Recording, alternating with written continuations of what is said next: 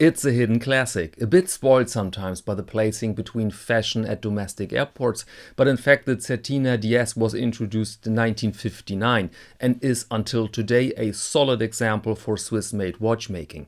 Now Certina, which is part of the Swatch Group, has launched the latest version of the DS with a handsome day-date complication and a back-to-the-roots design. Let's start with the specifications now.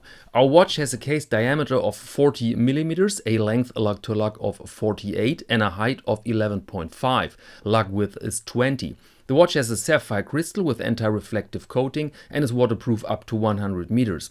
Movement is the ETA 2834-2 with a mentioned day and date. The watch comes with 3 different dials on a leather strap or on a mesh bracelet, and the price is indicated with 885 euros including VAT or 844 US dollars without VAT.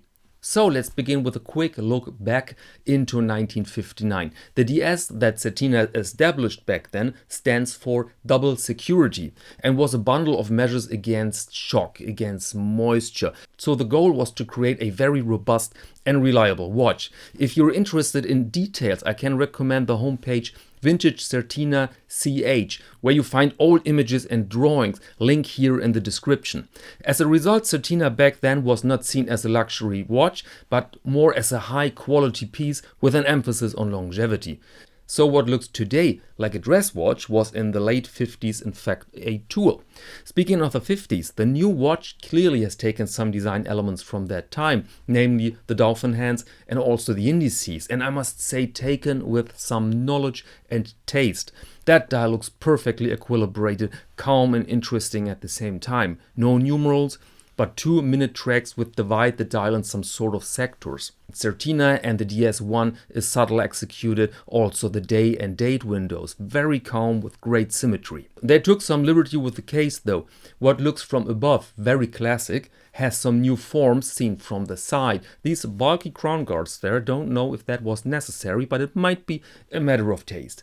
An interesting aspect is also that we don't find a Swatch Group staple inside like a Powermatic movement, but the good old ETA 2834-2, so in case you're into movements, this might be a good opportunity to grab a very classic ETA caliber.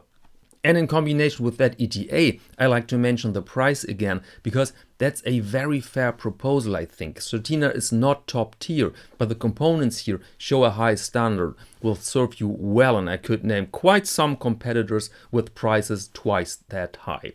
Plus, you have some options. The variants differ drastically from neat and clean to spectacular. I mean, look at this black dial here. By the way, here you can see very well that these 50s inspired dials are very close to the instruments of car dashboards from the same period, which I like immensely, I must say. So overall a decent package at a reasonable price. That could be the perfect first fine wristwatch or just a dressier piece to enlarge your rotation. Please let me know in the comments now which dial you prefer. I fancy the white dial because I enjoy the contrast between white and these blued hands.